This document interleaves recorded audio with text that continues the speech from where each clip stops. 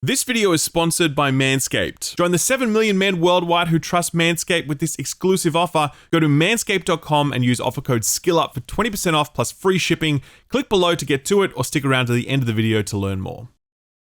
The Finals is a game I've been very excited to talk to you about, actually. I was invited to a one-on-one presentation with the senior development team some time ago, spent about an hour with them, and they presented their vision for a game which was very much centered on environmental destruction. They were really gassing this feature up, talking about how this environmental destruction was server-side, the first game to do that apparently, and that allowed them to be more ambitious with destruction than any online game has been able to do before. They showed me some clips and I was like, okay, that's very impressive, but I was skeptical because I wondered how much of that was hard-baked Levolution style versus how much of it was truly organic environmental destruction. I never trust trailers or marketing clips anymore, man. I've seen too much. So soon after that one-on-one with the developers, I got into the alpha, and I will tell you right now that I don't think they were gassing up this environmental destruction enough, because this shit is absolutely crazy.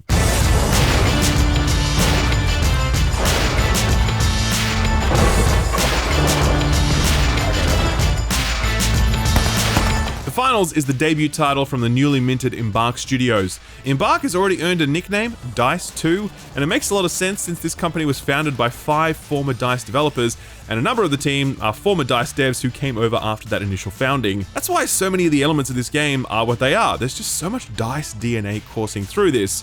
Take the visuals, for example. Yeah, we all know DICE for Battlefield, but you might also remember them for their passion project, Mirror's Edge. The visual presentation here in the Finals is very reminiscent of Mirror's Edge, with its high contrast color palette set against the cold concrete, steel, and glass materials. Like, you look at certain stills of this and you think to yourself, yeah, that could be Mirror's Edge 3. The big DICE throughline, though, is environmental destruction. Battlefield games have long embraced this as a core tenet of the franchise and have delivered it in a variety of ways. The most famous is Levolution, where scripted events would trigger that would reduce an entire skyscraper to rubble, transforming the level in the process.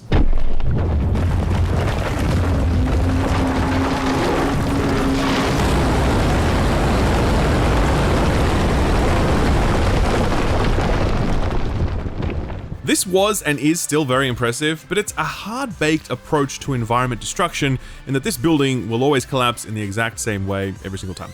The other way Battlefield delivered environmental destruction was with things like wall panels or small structures, which could be blown out or blown away altogether if you had the right tools for the job.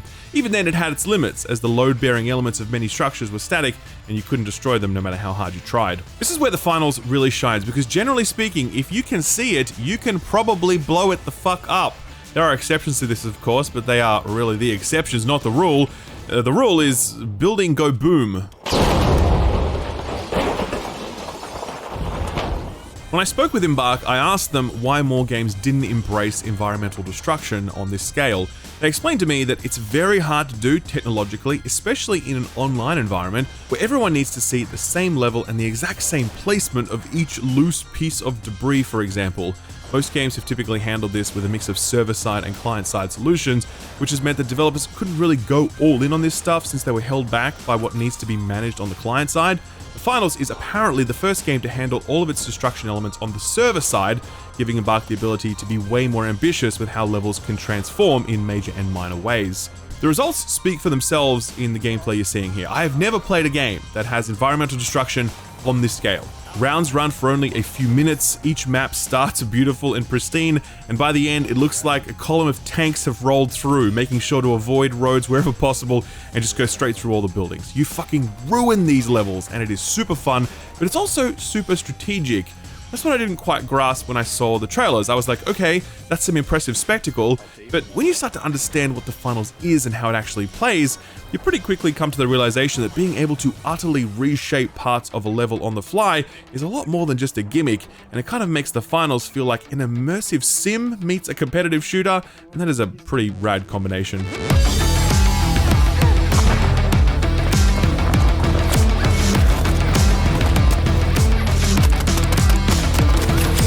So what is the Finals? Well, the first thing you have to know is that it's not a battle royale. It is themed as a sort of Running Man, Hunger Games, spectator sport where crowds will go wild to watch people kill each other for money. But it's not about being the last person standing. Instead, the Finals is a team-based round-based affair where multiple teams of 3 are dropped on the map and various vaults are dropped as well. The opening moments of a match involve securing a vault and then making your way to one of the cash-out points.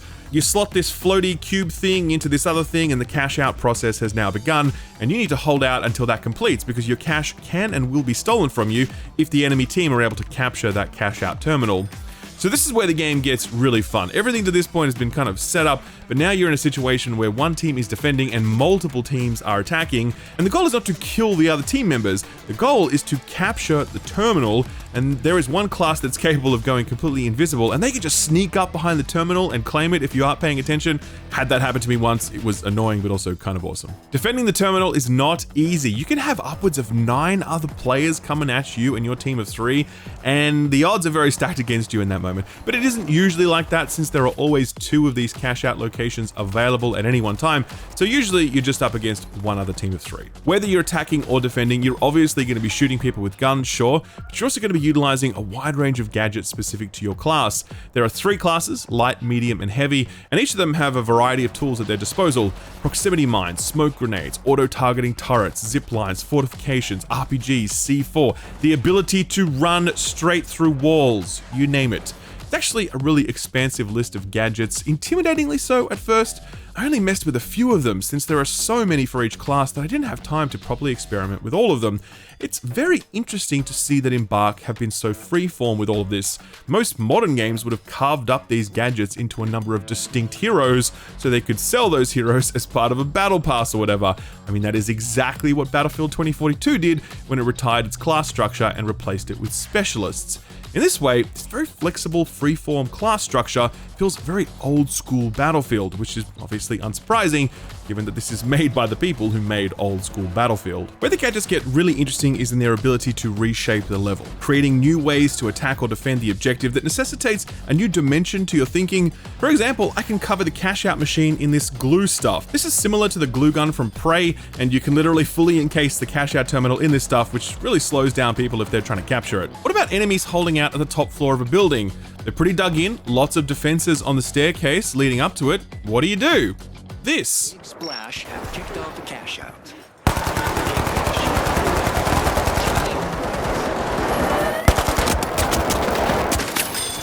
Take that, Danny O'Dwyer. Another approach we often took is just to get underneath the cash out machine and then detonate the roof above you. The machine will literally drop into your lap, but more than likely the enemies will too, so you kind of got to be ready for that. Another tactic is to just collapse an entire building on top of the cash out machine. There's some trickery going on to ensure that the machine is always accessible no matter what, but yeah, all of that rubble will absolutely slow people down and make it much harder and more risky for them to capture it from you. Things get even more interesting when the cash out machine ends up in some funky places. Like one of them is in an elevator, and you can literally open and close the doors and call the elevator to different levels. So this thing is going up and down at all times while people are trying to fight inside it, leading to this situation where my friend was 1v1ing another heavy and they both ran out of ammo and had to reload, and they were sitting in there just punching each other, and the other guy stepped out of the lift at the exact moment that the doors closed, allowing my friend to secure the cap. On the same map, the cash out machine will appear on this train that actually orbits the entire level, and man, that is a tough one to capture once the cash out is started. Requires a totally different mindset for both attack and defense, and it's awesome. This is what I was talking about earlier when I said that the finals has this immersive sim quality. You have so many tools at your disposal, allowing you to accomplish your objectives in so many ways, but principally you have so much ability to manipulate the environment, and that forces you to think so much more creatively. You truly think in 3 dimensions in a way that few games allow you to do, because your relationship with space is totally different here. There are going to be so many surprising and downright hilarious clips of people coming up with crazy ways to take out a foe or to capture an objective, and funnily enough, it sort of mirrors the Battlefield moments that are the signature of that series. Those are different, of course, because they're often about doing absolutely impossible things with military hardware, but they're ultimately about experimentation with a very flexible, very responsive sandbox. The finals exists at a much smaller scale than Battlefield, but I think it's just as flexible, and that is a very rare quality to achieve. The flexibility of the sandbox is the ultimate testament to the skill and experience of these developers, because you don't get to make something this good your first go around.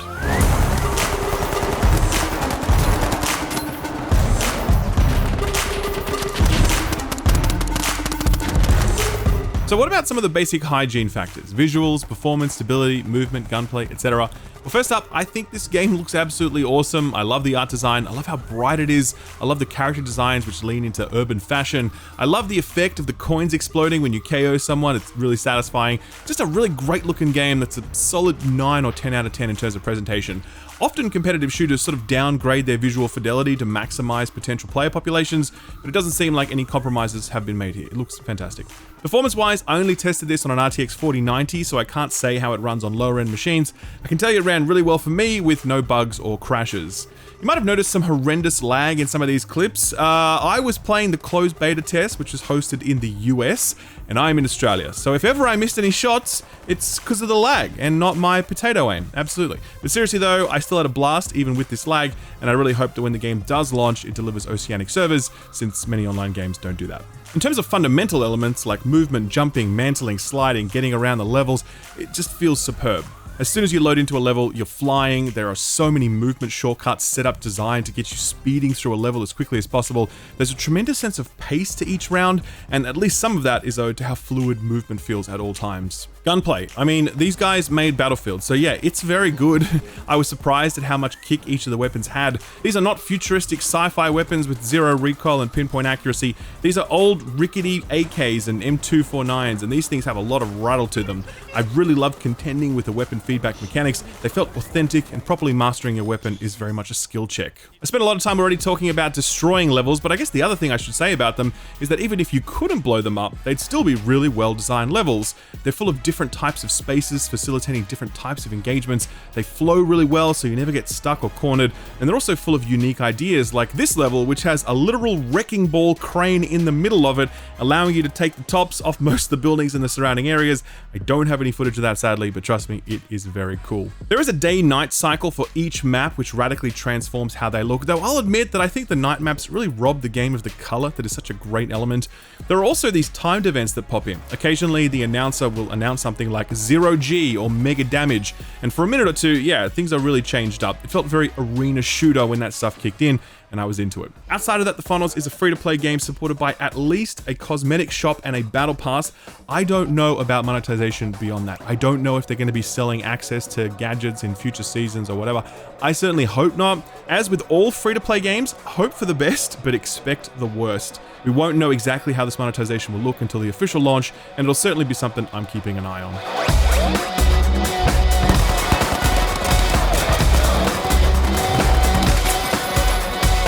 So that's a descriptor of what this is, but let me end with some more personal impressions. I played this with my Destiny clanmates, all of whom are hardcore shooter fans. Some of them are very sweaty competitive PvP players. Every one of those guys who played this fucking loved it, myself included. We played the alpha until they turned the servers off. We played it again in this preview beta window for media and content creators, and we're getting ready to play more of it when the closed beta drops sometime this week. I have not had this much fun with a debut shooter IP since Apex Legends back in 2019. The Finals makes an exceptional first impression, like incredible. It's one of the rare games where the trailers actually undersell how fun it is to play. Does this mean that the Finals is going to be the next big thing? I don't know, man, and no one can predict that. Halo Infinite had an absolutely brilliant starting point that was squandered owing to a lack of live service updates. Hyperscape had some really interesting ideas, and Ubisoft did nothing with that. On the flip side, Splitgate comes along, and no one pays it any mind for months until a few streamers come along, and all of a sudden it's blown up, and the developer raises $100 million in capital, and they're now working on a sequel. Lawbreakers was actually a very good arena shooter that just died because of its terrible marketing. Point of all this is to say that when it comes to competitive PvP experiences, you can't predict where things are going to go. I'm not here to tell you that the Finals is going to be the next big directory-topping game, but I am here to tell you that it's very fun, for real. If you can grab two mates, you are all but guaranteed to have a good time, because this sandbox, these gadgets, this environmental destruction is the formula that cannot but make you smile at some point. I do think this is fresh. I do think this is innovative. And I really hope it goes on to find success, because it seems like the sort of experience that deserves success, monetization approach willing. So yeah, that's the Finals. It comes out this year on PC and consoles. There's a closed beta going on at the moment, which you can sign up for, but definitely expect more betas in the future. I hope you get in. I hope you enjoy yourself. I'm really excited for this one. Gentlemen, here's a life hack. Shave your balls. That life hack comes courtesy of this video's sponsor, Manscaped. Why is it a life hack? Because taking care down there just leads to good things. Confidence, comfort, other things that I can't talk about without getting demonetized. Point is, your intimate grooming regime is probably lacking. So if you want to up your game, then you might want to think about grabbing the Manscaped Platinum Package 4.0, the ultimate package for your package. Inside the Platinum Package, you'll find their Lawnmower 4.0 trimmer, Weed Whacker ear and nose hair trimmer, Ultra Premium body wash, Ultra Premium 2-in-1 shampoo and conditioner, Ultra Premium deodorant, Crop Preserver anti-chafing ball deodorant, Crop Reviver ball spray toner, anti-chafing boxes, and the Shed Travel bag to hold all your goods while traveling. First off, the Lawnmower 4.0. Manscaped say this is the greatest ball trimmer ever invented, and since they're pretty much the only entity who specializes in ball trimming, I'm inclined to believe them. These people know balls. Their 4th generation trimmer features a cutting-edge ceramic blade to reduce grooming accidents thanks to their advanced skin-safe technology. The Lawnmower 4.0 is waterproof and also has a 400K LED spotlight in case you need a more precise shave. Ever wanted to spotlight your junk? Well, now you can. Please use responsibly. In addition to shaving, you can now completely upgrade your shower routine with the Ultra Premium Body Wash and Ultra Premium 2-in-1 Shampoo and Conditioner. You'll have all your skin and hair feeling hydrated and smelling fresh. Don't forget to apply their aluminium-free Ultra Premium Deodorant for that cologne quality scent on the go. Ever find yourself getting a bit sweaty down there? Thankfully, their Crop Preserver Ball Deodorant and Crop Reviver Ball Toner can solve these problems for you. Once they touch your sack, you'll never go back. All of this and more in the Platinum Package 4.0. It covers all bases from head to toe, the best bang for your shebang. Get 20% off and free shipping with the code SKILLUP at manscaped.com. That's 20% off with free shipping at manscaped.com and use offer code SKILLUP at checkout. Manscaped, helping you be a baller by taking care of your balls. Thanks Manscaped for sponsoring the video, and thank you for watching it.